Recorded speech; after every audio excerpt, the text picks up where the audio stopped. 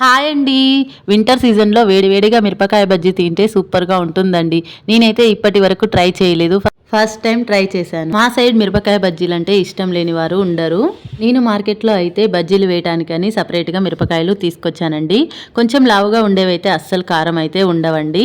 అవి దొరకలేదండి. నేనైతే ఇవి తీసుకొచ్చాను. కొంచెం స్పైసీగా ఉన్నాయి. పిల్లలైతే మిర్చి పక్కన పెట్టేసి ఓన్లీ పైన పైన తీసుకొని తిన్నారనమాట. నేనైతే అలా కాదండి. నాకు మిరపకాయ బజ్జీలంటే చాలా ఇష్టం అండి. అందుకే స్పైసీగా ఉన్నా లాగించేస్తా. మా పిల్లలైతే రోజు ఈవినింగ్ స్కూల్ నుండి రాగానే ఏదో ఒక స్నాక్స్ ఉండాలంటారండి ఇంట్లో అయితే.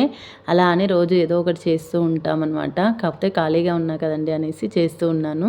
వాళ్ళు ఈరోజు మిర్చి అయితే అడిగారనమాట. మిర్చి చేయి మమ్మీ మమ్మీ అంటే అలాగే అనేసి చేశాననమాట. వర్షాకాలం కదండి స్పైసీగా తింటారనేసి చేసి పెట్టాననమాట. వాళ్ళు వచ్చేసరికి అయితే ఏదో ఒకటి చేసి పెట్టేసి ఉంచాలండి. మీకేమి ఇష్టమో కామెంట్ బాక్స్లో కామెంట్ చేయండి. అలాగే మా ఛానల్ని సబ్స్క్రైబ్ చేసుకోవడం మర్చిపోకండి. Bye bye.